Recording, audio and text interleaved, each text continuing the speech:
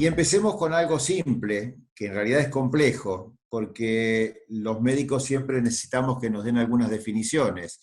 Y la última definición de lo que es el dolor data del año 2016, que dice que el dolor es una experiencia angustiosa asociada al daño de los tejidos, real o potencial, con componentes emocionales, sensoriales, cognitivos y sociales.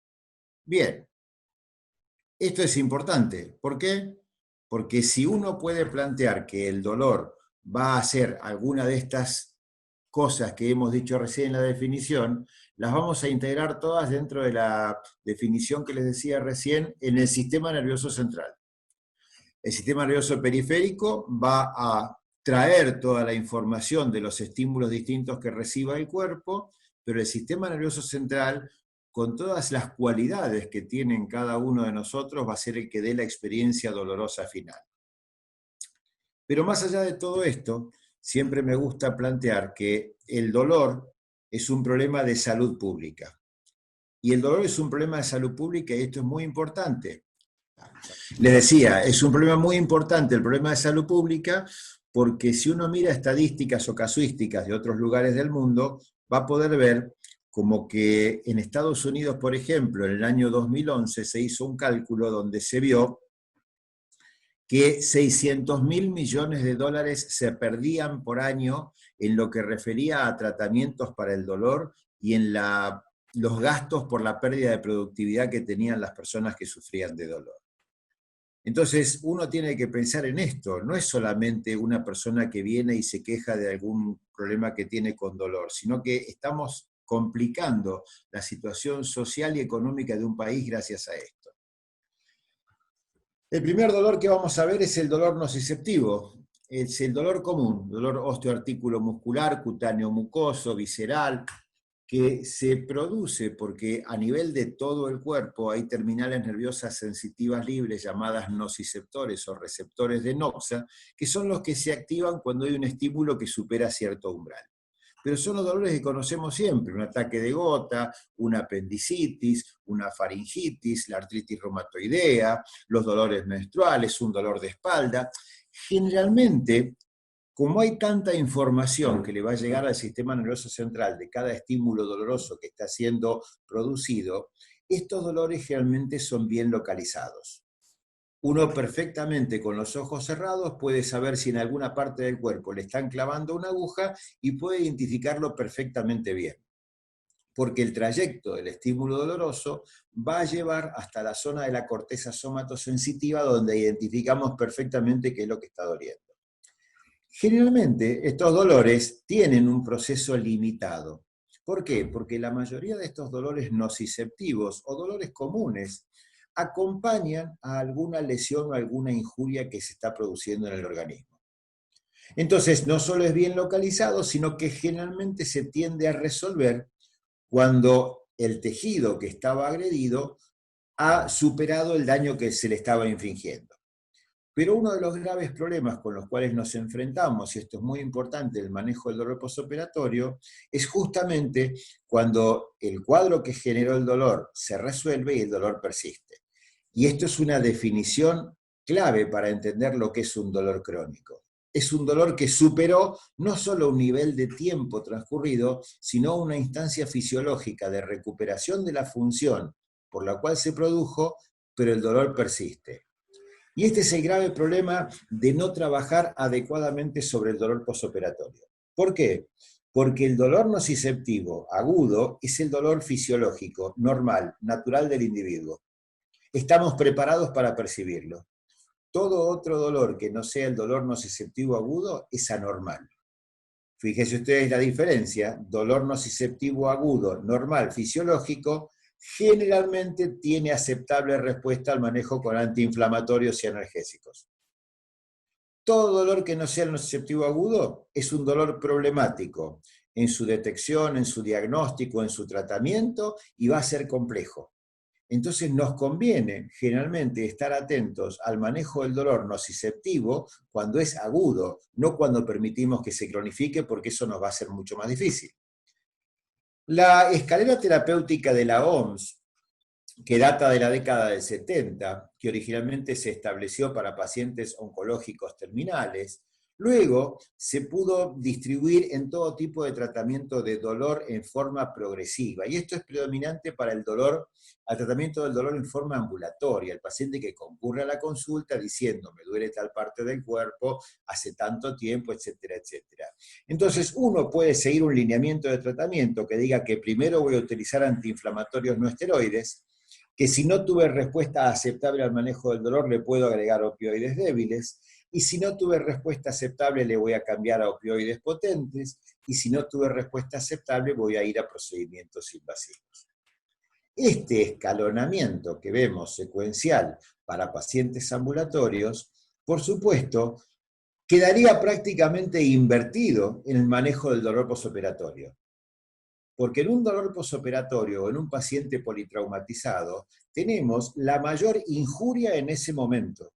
Y a medida que nos alejamos del momento del trauma de esa persona, se va a ir produciendo la reparación de los tejidos y se va a ir reduciendo el fenómeno doloroso de la persona. Entonces, sí vamos a ver que vamos a invertir los ciclos para el paciente postquirúrgico. El otro dolor que tenemos que tener en cuenta predominantemente es el llamado dolor neuropático, donde en lugar de activarse un nociceptor, una terminal nerviosa sensitiva, por daño en cualquier parte del cuerpo, la lesión va a estar producida o generada en alguna parte del trayecto del sistema nervioso, la parte somatosensitiva, porque una lesión de un nervio motor no tiene por qué producir dolor.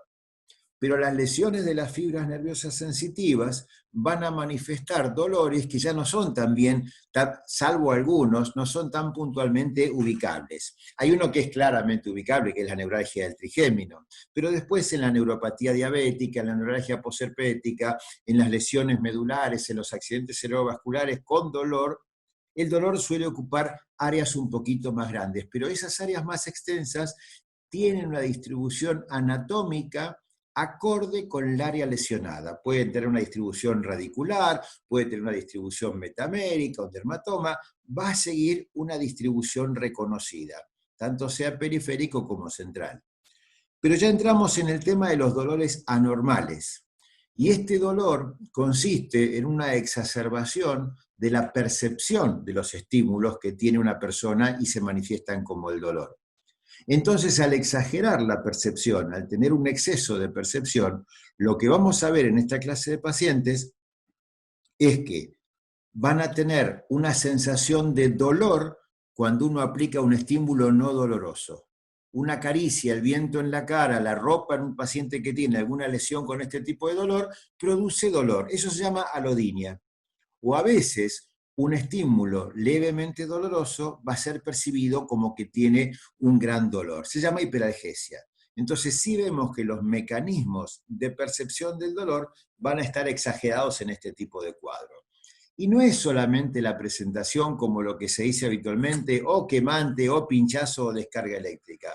La realidad es que puede tener cualquier tipo de manifestación clínica el dolor neuropático. Al igual que en el dolor nociceptivo, que teníamos la escalera terapéutica de la OMS, el dolor neuropático tenemos algunos lineamientos, foros internacionales que nos han ido mostrando cómo tratar y demás, pero me pareció más simple traer en este momento lo que fue publicado en las guías latinoamericanas hace ya casi 10 años, y decían algo que no ha cambiado sustancialmente. La primera línea es lo que ustedes ven acá como que dice primera y segunda línea. Primer escalón de tratamiento, los llamados ligandos alfa-2 delta, conocidos vulgarmente como gabapentinoides, pregabalina y gabapentina, antidepresivos tricíclicos como la amitriptilina y antidepresivos duales como la duloxetina, que originalmente empezó siendo utilizada para la neuropatía diabética y hoy en día ya uno lo utiliza como droga de primera elección. Estas 4 drogas son el primer escalón de tratamiento, únicas o asociadas para el paciente con dolor neuropático. Si no tenemos respuesta, le agregamos una droga que es el tramadol fundamentalmente, o a veces algunas cuestiones con anestésicos locales como la lidocaína, pero el tramadol se ha posicionado en el tratamiento del dolor neuropático inmediatamente después de esa primera línea que les decía. ¿Y por qué se ha posicionado? Porque tiene un doble mecanismo de acción. Primero, por acción sobre receptores opioides MU para producir la analgesia, pero segundo, mecanismo de acción que tiene es inhibir la recaptación de serotonina y de noradrenalina en el espacio sináptico. Y esto es ni más ni menos que la misma acción que ejerce la amitriptilina o los antidepresivos duales cuando uno los plantea utilizar para el manejo del dolor. Con esto lo que hacemos es actuar en el sistema de modulación descendente del dolor y reducir el ascenso del estímulo doloroso. Entonces, reordenados estos primeros 3 niveles como 2, vemos que de acá en adelante, de abajo del tramadol, aparecen representantes de distintos grupos farmacológicos. Y tener tan variados grupos farmacológicos en una instancia de tratamiento siguiente me está indicando claramente lo que uno vive en la práctica diaria. Una vez que no tuve respuesta a las primeras instancias, el tratamiento va a ser extremadamente dificultoso. Por eso es que es tan variada la oferta que tienen, no porque sean óptimos tratamientos. Vamos a tener que encontrar a lo mejor un esquema de tratamiento para cada persona que veamos. Entendido esto, y sobre todo haciendo hincapié en estos 2 grandes grupos de dolores, vemos que el dolor nociceptivo es el dolor de las lesiones que se producen con la cirugía. Y el dolor neuropático también, porque la cirugía va a producir lesión de tejidos y siempre se van a cortar fibras nerviosas o tejidos nerviosos. Pero lo importante, como les decía, ver que no vaya a prolongarse en el tiempo, porque el dolor crónico es un dolor de muy difícil manejo. Hablando del dolor posoperatorio, este es un dolor que tiene un doble mecanismo. Es el dolor de carácter agudo que aparece como consecuencia de la estimulación nociceptiva resultante de la agresión quirúrgica. Bien, hasta ahí es fácil, es la definición. Pero ahí se produce por mecanismos directos, por la lesión de las distintas estructuras, e indirectos, por la liberación de distintos mediadores que van a favorecer y amplificar la nocicepción. Y los primeros que encontramos en el camino como mediadores o como aumentadores de la percepción del dolor son todos los mecanismos que se vinculan con la inflamación. Cuando hablamos de dolor agudo posquirúrgico, es importante entender que desde hace muchos años esto está siendo evaluado y la verdad es que hubo muy poca mejoría, muy poco adelanto en esto. Desde el año 2000 aproximadamente se sabe que el 50-80% de los pacientes sometidos a procedimientos quirúrgicos tienen un manejo inadecuado del dolor. Fíjese esta casuística del año 2004. 70% de los pacientes dados de alta después de cirugía de revascularización miocárdica tenían dolor moderado a severo. ¿En qué fundamentamos esto? Es fácil, en que a nosotros no nos duele. Y esa es una de las principales causas que uno tiene que resolver, porque lo que yo veo en la práctica cotidiana y cuando me llaman para tratar de ayudar a algún paciente con dolor postoperatorio, es que la mayoría de los lugares hoy en día tiene pautada la analgesia de un procedimiento quirúrgico. Pero pautada la analgesia de un procedimiento quirúrgico, yo les aseguro, y no tengo un papelito escrito en inglés para mostrárselo, tengo unos cuantos años de verlo todos los días, que con las analgesias pautadas simples que se hacen, no llegan a cubrir al 50% de los pacientes en forma adecuada. Un ejemplo muy simple y muy común y muy cotidiano es una de las cirugías o 2 de las cirugías más frecuentes dentro de la práctica diaria. Cirugía de hernia inguinal y colecistectomía laparoscópica o por vía convencional, que hoy en día se hace mucho menos. La mayor parte de los centros donde se hacen estos procedimientos tienen como normativa ketorolac una ampolla cada 8 horas. Cuando yo escucho lo que me dicen los cirujanos al respecto, me dicen, nosotros hacemos este esquema porque con este esquema andan bien. Andan bien porque se van y vuelven al día siguiente, cuando el paciente estuvo probablemente con una complicación importante vinculada al dolor postoperatorio. Y el dolor postoperatorio es algo que no se olvida fácilmente. Y es muy importante saber que a veces con pocas modificaciones podemos ganar muchísimo. Y si yo le dijera que con 2 o 3 medidas simples, yo en lugar de tener menos del 50% de la mayor parte de la cirugía, puedo pasar a tener más del 80% de alivio del dolor, van a ver que esto va a ser extremadamente conveniente. Vamos a desarrollarlo. Si uno quiere plantear dónde puede actuar en los pacientes que son sometidos a cualquier tipo de procedimiento quirúrgico, tengo tres fuentes de tratamiento: los estímulos nociceptivos, el sistema nervioso dañado o irritado y todo lo que es el procesamiento del dolor a nivel central. De todas maneras, como les decía, hay varias sistemáticas que se han ido llevando a cabo y tal vez es interesante ver, por ejemplo, esta diapositiva que yo tengo que data del año 1998. Tiene 22 años de uso esta imagen.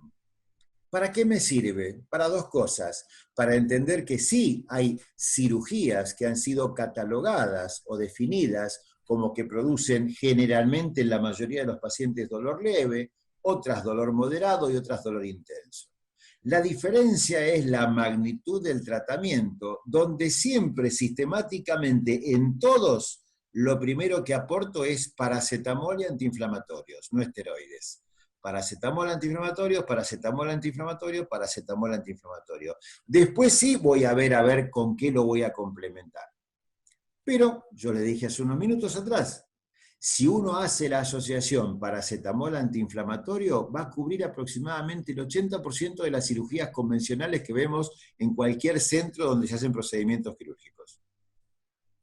Voy a requerir después sí alguna otra medida extra en virtud de la sensibilidad de la persona, porque esta es otra de las cuestiones que favorece a que uno falle en el tratamiento. Que se contempla una sistemática, pero no se contempla que todos somos distintos.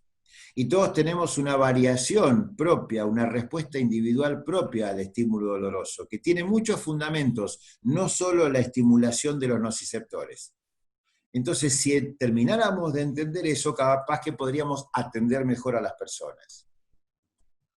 Como les dije hace un ratito, cuando vimos la escalera terapéutica de la OMS, el manejo del dolor postoperatorio es todo lo contrario. Empiezo con la mayor carga de tratamiento porque el dolor es más intenso en el momento de la cirugía. Y a medida que me voy alejando del procedimiento quirúrgico, a medida que me alejo del procedimiento quirúrgico, voy a ir bajando la cantidad de medicación que tengo. Y en este bajando la cantidad de medicación que tengo, hay otro concepto que uno tiene que tener en cuenta. La medicación, el tratamiento para el manejo del dolor postoperatorio es 24 horas. Las 24 horas del día tiene que estar tratado ese dolor. ¿Por qué? Porque han producido una injuria que va a tardar un tiempo en recuperarse. Entonces, el tratamiento es a lo largo de las 24 horas. ¿Y cómo se establece el tratamiento a lo largo de las 24 horas? En función de la duración de acción farmacológica de la droga que utilizo. Y hago hincapié en esto porque no es infrecuente todavía ver algunos tratamientos que en la medida que van reduciendo la necesidad de drogas, lo que hacen es ampliar el intervalo entre dosis de las tomas de la medicación o de los suministros de la medicación. Y la medicación, la morfina va a durar 4 horas, el diclofenac 50 miligramos va a durar 8 horas, el diclofenac 75 va a durar 12 horas, entonces tiene una duración de acción farmacológica. Y si una persona está recibiendo morfina cada 4 horas y yo le voy a reducir porque no le duele y le pongo cada 8 horas, voy a hacer que la acción terapéutica de esa droga se cumpla por aproximadamente 2 horas y va a haber 6 horas que esa persona va a estar sufriendo de dolor. Porque no dura más, dura lo que dura, ni más ni menos que eso. Entonces, en la medida que uno se aleja de la instancia postoperatoria, puede ir retirando alguna de las drogas, si es que utilizó más de una, pero reduciendo la cantidad y no aumentando el intervalo de dosis. Y en la medida que uno tiene más drogas combinadas para manejo del dolor en la instancia postoperatoria inmediata, a medida que nos alejamos, vamos a ir retirando las drogas en función de la necesidad que tengamos o de las comorbilidades del paciente. Si era una cirugía como las que son generalmente más dolorosas, como las cirugías torácicas o como las cirugías de columna, uno lo que puede hacer es, más allá de antiinflamatorios y paracetamol en la primera instancia, muchas veces las primeras horas requieren manejo con opioides. Bueno, a los 2 días le saqué los opioides y dejé el antiinflamatorio con paracetamol. ¿Qué saco después? ¿El paracetamol o el antiinflamatorio? Si la persona tiene 25 años sin ninguna comorbilidad, a lo mejor le saque el paracetamol y le deje el antiinflamatorio unos 2 o 3 días más. Pero si es una persona que tiene 70 años, que es hipertenso, que es diabético, que tiene una serie de comorbilidades, me conviene sacarle el antiinflamatorio y dejarle un poquito más tiempo el paracetamol, que no es antiinflamatorio, por más que lo sigan poniendo dentro de la clasificación como antiinflamatorio. Entonces sí, uno va a plantear qué es lo que va a hacer en función de lo que cada paciente necesita. ¿Cuándo vamos a iniciar el tratamiento del dolor postoperatorio? Bueno, esta imagen, esta figura es la que me permite a mí plantear algo que es esquemático, que es simple y que nos puede permitir reducir más del 80% del dolor en la instancia postquirúrgica del paciente. Quiero tomar esta imagen que ustedes ven acá, de la flechita esta, que dice trauma agudo, como si fuera la hoja del bisturí. Están haciendo un corte en la superficie corporal del paciente. Y esa lesión del bisturí va a incidir justito sobre la terminal de este nociceptor que está acá, que va a transmitir el estímulo doloroso. Es bien esquemático esto, pero es práctico, pero nos pasa cotidianamente. Nos cortamos un dedo con la hojita de la resma en la impresora. Y en ese momento duele solamente el corte. Bien, eso se llama hiperalgesia primaria. Se produjo la lesión.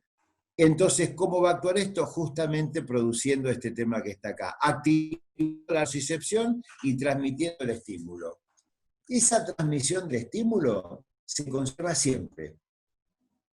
Cuando un paciente tiene una anestesia general, lo que está impidiendo es la expresión de su sistema nervioso central, no la percepción. Por lo tanto, la nocicepción está sostenida y lo que no está permitido es la expresión del dolor, que es una función del sistema nervioso central del paciente. Pero no está permitido mientras dura la anestesia, porque el paciente se despierta y va a decir me duele. Así que eso es lo grave, que nosotros permitamos, sin darnos cuenta, que el paciente perciba estímulos nociceptivos durante el acto operatorio. Injuria, hiperalgesia primaria. Cuando se produce una lesión, cualquier lesión que se produce a nivel corporal, tiene una respuesta fisiológica natural que se llama inflamación antes de llegar a la reparación o cicatrización.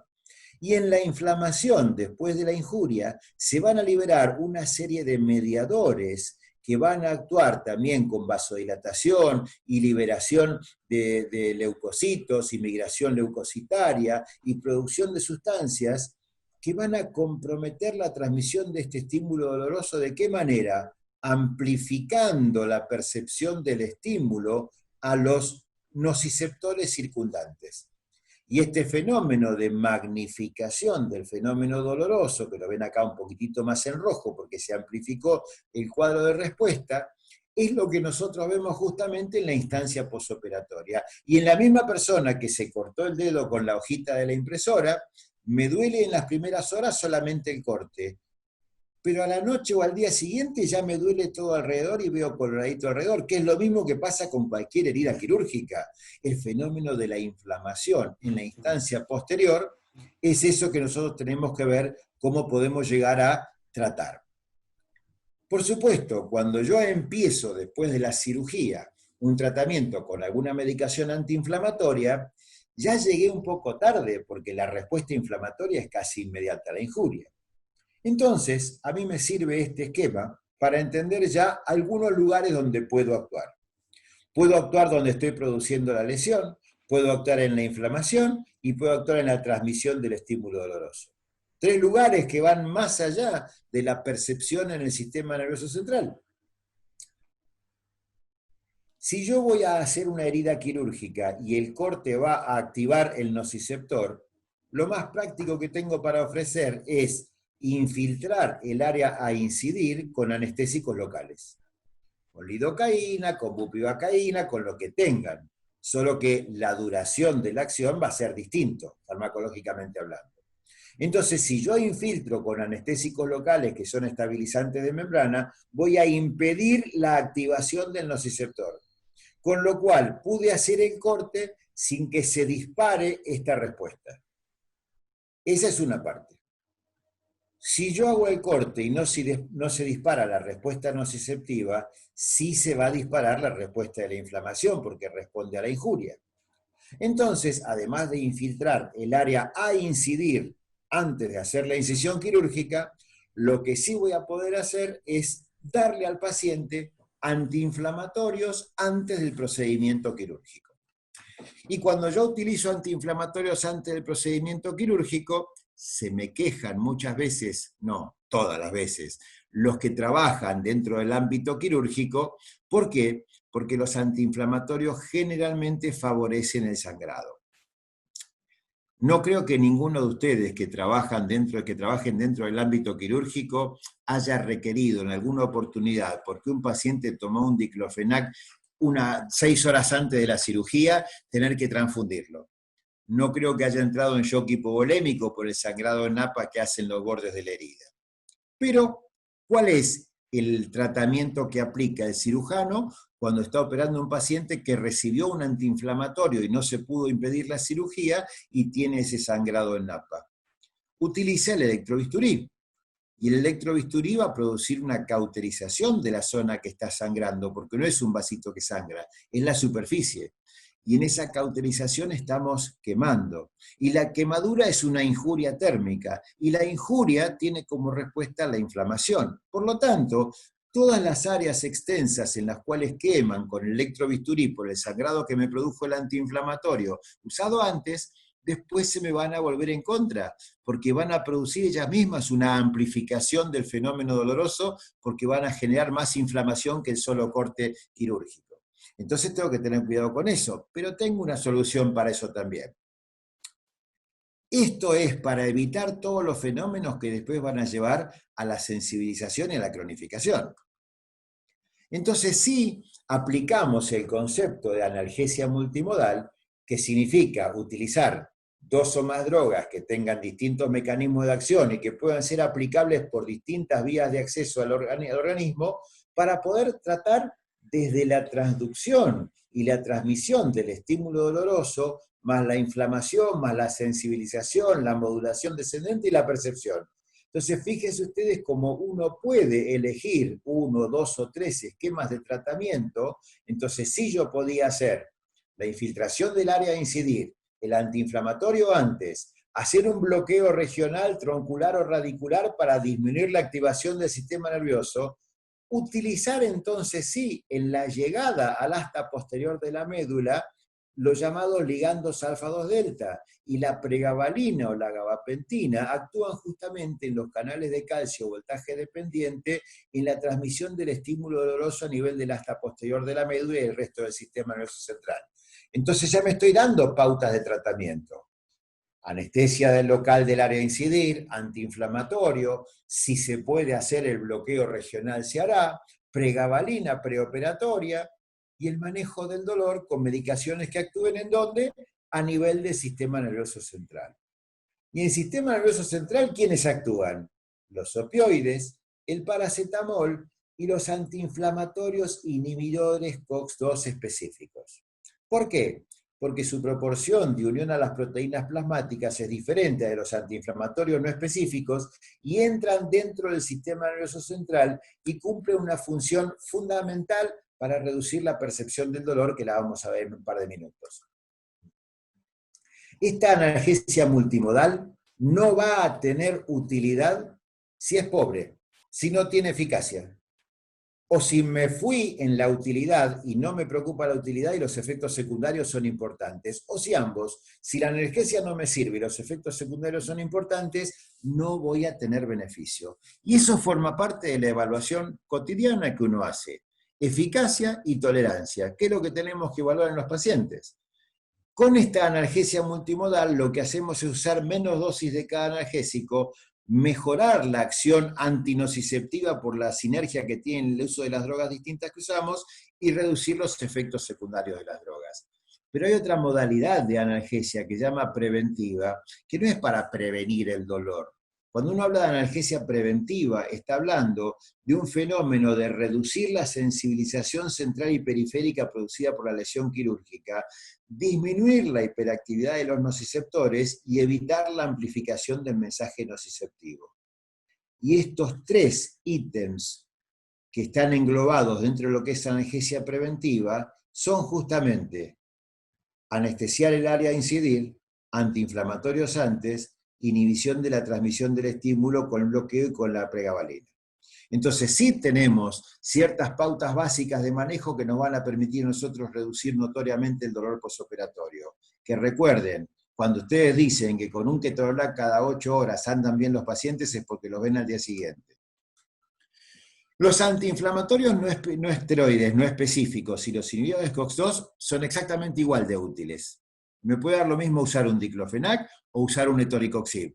El tema está que la ventaja del diclofenac, por ejemplo, es que viene en presentación parenteral.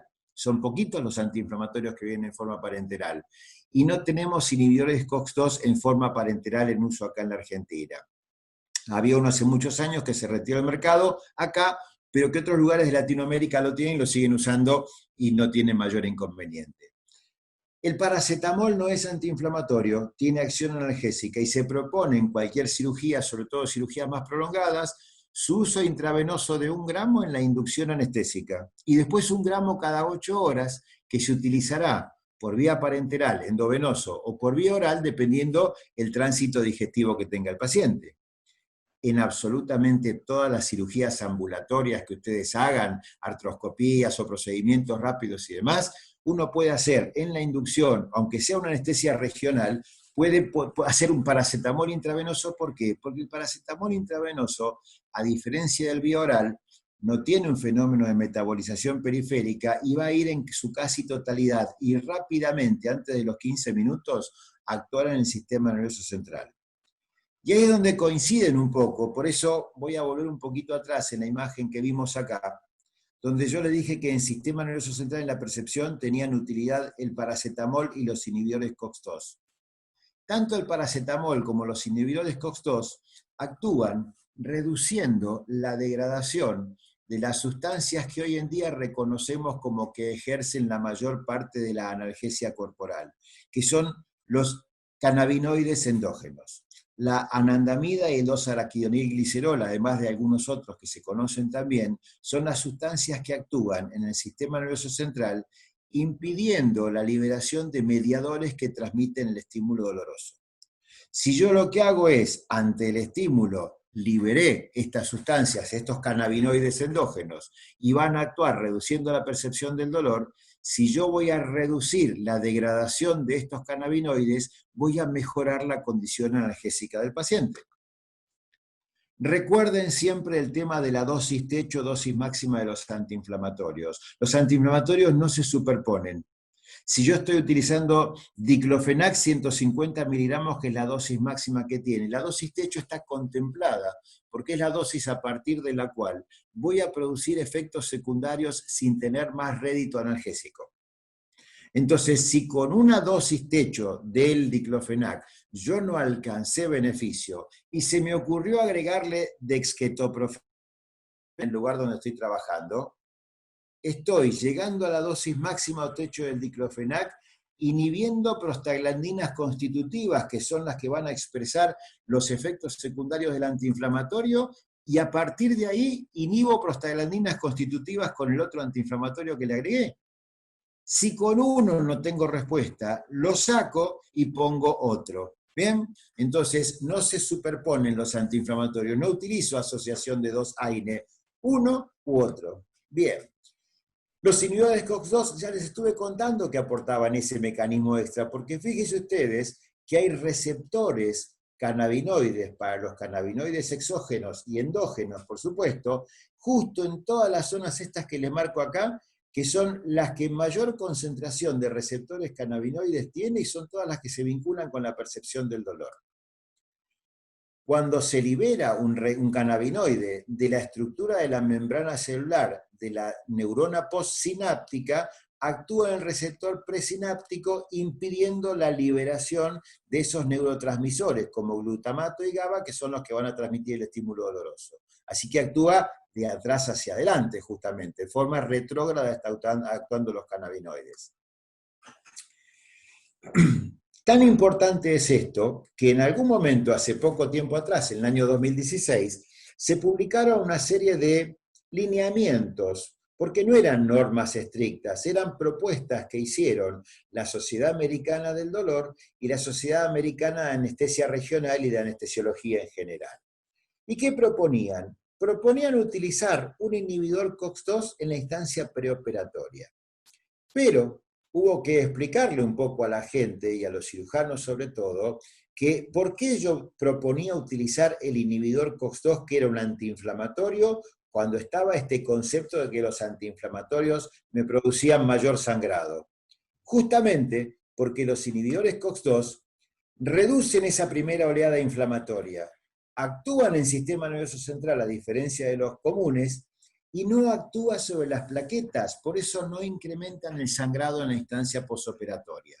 Entonces sí podemos tener una asociación más que práctica utilizando este esquema de tratamiento. De hecho, hay varias publicaciones que comparaban los dos inhibidores COX-2 más comunes en el mercado hoy en día, el etoricoxib y el celecoxib, para el dolor agudo posoperatorio, sobre todo en pacientes con cirugías artroscópicas, y se veía que el etoricoxib producía menos intensidad de dolor en el posoperatorio. Pero el más importante a lo mejor es este, porque esta publicación de Minerva Cardioangiológica en 2014 estableció que con relación a los riesgos cardiovasculares, era mucho menor el riesgo cardiovascular del etoricoxib en su uso continuo en el posoperatorio con relación a lo que era tanto el naproxeno como el celecoxib. Entonces, bueno, había que poder tener esa opción para poder aplicarlo. La otra cuestión que les dije era acerca de la pregabalina. Y con relación a la pregabalina y gabapentina, hay en los últimos 10, 12 años montones de publicaciones, van a encontrar lo que ustedes quieran encontrar en publicaciones vinculadas al uso de la pregabalina y la gabapentina para reducir el dolor posoperatorio. ¿Reduce el dolor? Le voy a cambiar el entendimiento de todo esto. Yo puedo llegar a discutir si reduce el dolor. Lo que sí puedo tener en claro es que reduce la activación del sistema nociceptivo. Y al reducir la activación del sistema nociceptivo y llegar a ser una percepción distinta del dolor, me va a facilitar a mí poder utilizar menos de otras drogas que a lo mejor pueden tener más discrepancia hoy en día en su uso. Por ejemplo, los opioides. Y si bien puede haber aparecido alguna publicación que dice que a lo mejor no es tan real esto de que la pregabalina tiene la acción analgésica, sí o sí me reduce la cantidad de opioides en el posoperatorio, además de tener acción ansiolítica, de reducir la irritabilidad del sistema nervioso, con lo cual reduce el dolor crónico posoperatorio, reduce náuseas y vómitos, y ahí después viene el tema de la dosis recomendada. ¿Cuánto? ¿Cuándo empiezo? ¿Cuánto sigo? Es interesante esta revisión sistemática y metaanálisis que se hizo de la utilidad de la pregabalina en el manejo del dolor persistente postoperatorio y el dolor agudo, donde lo importante es que la administración perioperatoria de pregabalina se asociaba con una reducción significativa del consumo de opioides después de la cirugía. Pero lo más importante para mí es algo que yo sostengo hace tiempo, porque veía tanta variación en los programas analgésicos que se planteaban, que no hubo diferencia en la evolución del dolor agudo entre la utilización de una sola dosis o múltiples dosis de pregabalina. Entonces, si queremos unir, hacer un combo, hacer una unificación de criterios, uno podría decir 4 a 6 horas antes del procedimiento quirúrgico, para evitar discrepancias con los anestesiólogos que todavía siguen pensando que tiene que tener 8 horas de ayuno, cuando a la hora y media ya no queda nada dentro del estómago, pero no importa. 6 horas antes del procedimiento quirúrgico, 120 miligramos de toricoxib que van a durar 24 horas.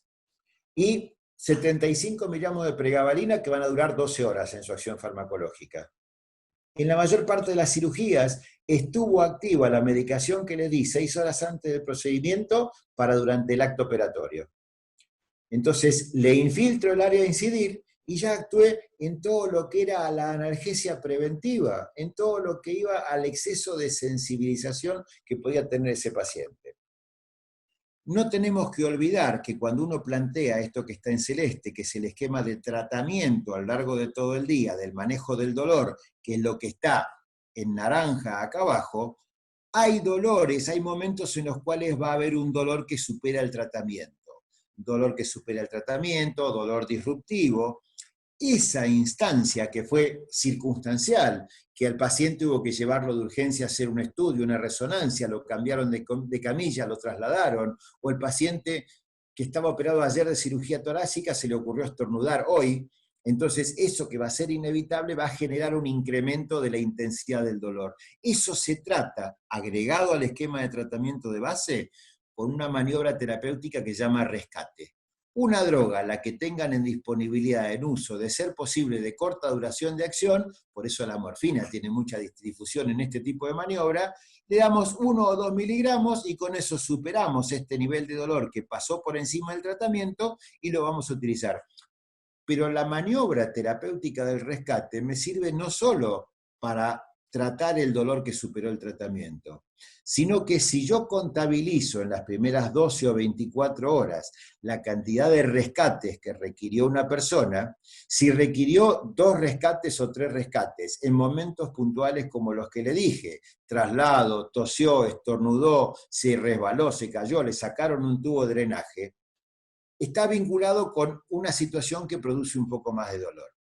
Pero si ese paciente, entonces no le cambio el esquema terapéutico de base. Pero si ese paciente en 24 horas tiene 20 pedidos de rescate, estoy enterándome de esa manera, un poquito cruel, que lo que yo le puse como tratamiento no me alcanza. Entonces tengo que modificar el esquema de tratamiento dándole más potencia analgésica y permitiendo que de esta manera el paciente pueda llegar a ser tratado adecuadamente. Como conclusión, la anestesia regional tiene que ser usada cuando sea posible. En términos generales, la analgesia rutinaria postoperatoria tiene que incluir paracetamol, antiinflamatorios, ya sean no específicos o inhibidores COX-2 si no hay contraindicaciones, y gabapentinoides, a mi criterio, única dosis preoperatoria, y algunas otras opciones en algunos otros pacientes puntuales. Es por esto que la analgesia se tiene que planificar desde la etapa preoperatoria, hay que iniciar el tratamiento no durante la intervención, incluso antes. La analgesia tiene que ser balanceada y multimodal, ver cuál es el mejor protocolo y seleccionar el protocolo en función del tipo de procedimiento quirúrgico y de las características del paciente. Hago el cierre con esta frase del señor G.W. Kreil, que dijo que el dolor produce cicatrices en el sistema nervioso central si el estímulo nocivo de la cirugía no ve suprimido su acceso a este sistema. Pero lo llamativo de esto, que no lo dijo hace poco tiempo, Kreil lo publicó en Lancet de 1913. Hace casi 110 años que alguien nos está diciendo no permitan el dolor postoperatorio porque después es peor. Sin embargo, estamos viendo por las publicaciones que esto sigue siendo un grave problema de salud pública probablemente. Les agradezco su atención y estamos listos entonces para las preguntas que ustedes quieren hacer. Muchas gracias.